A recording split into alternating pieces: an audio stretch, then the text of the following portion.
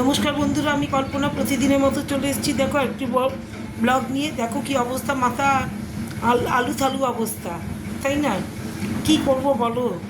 এই দেখো, কালকে কত রাতে সেই এসছি সে করে জগদ্ধাত্রী পুজোর ভাসান ছিল, সেখানে গেলাম, তাও অর্ধেক রাস্তায় দিয়ে চলে এসেছি। কারণ মা অসুস্থ, জানোই তো।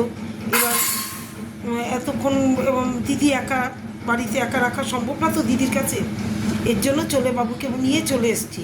আর আমি কোনো বাড়ি এত যাইটাই না তেমন, আমার এত হাঁটতেও পারি না সত্যি কথা বলতে। এবার দেখো আমি আজকে কি রান্না করলাম। আজকে একবেলা খাবো, বিকেলেও পিকনিক আছে আবার। হ্যাঁ, ওই যে জগদ্ধাত্রী পুজোর পিকনিক সবাই করবে পাড়ায়, আমিও আছি। আমি তো বলেছি আমাকে আলু সেদ্ধ ভাত খাওয়ালো, আমি তাই সন্তুষ্ট। কিন্তু রান্না করে খেতে নারাজ, ঘরে আমার ভালো লাগছে না রান্না করতে। রান্না করলাম, এখানে করে নিয়েছি গরম গরম সাদা ভাত। হ্যাঁ, এখানে গরম গরম সাদা ভাত। আর এখানে দেখো লাউ ঘন্ট, লাউ পুড়িয়ে মানে গ্রেট করে রসুন আর কালো জিরা ফোড়ন দিয়ে এটা লাউটা করেছি, মানে সামান্য নুন মিষ্টি আর হলুদ দিয়ে, আর কাঁচা লঙ্কা দিয়ে দিয়েছি। আর এখানে করে নিয়েছি দেখো দুটো বেগুন ভাজা, এই যে 2 চাক বেগুন ভাজা, একটু কাটা বেগুন ছিল ওটা ভেজে নিয়েছি।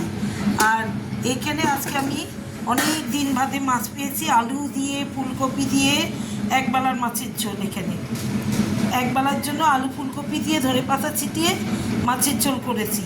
তাহলে আজকে আমার মেনুগুলো হলো দেখো, গরম গরম সাদা ভাত, এখানে বেগুন ভাজা 2 পিস, এখানে লাউ ঘন্ট, হ্যাঁ রসুন ফোড়ন দিয়ে কালো জিরা দিয়ে কাঁচা লঙ্কা নুন হলুদ মিষ্টি দিয়ে লাউ ঘন্ট। আর এখানে হচ্ছে তোমার কাতলা মাছ, আলু ফুলকপি দিয়ে কাঁচা লঙ্কা দিয়ে ধনে পাতা দিয়ে কাতলা মাছ ঝোল, পাতলা ঝোল করেছি।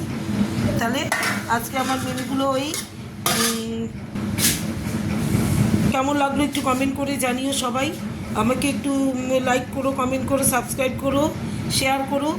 তাহলে শুভ দুপুর, টাটা।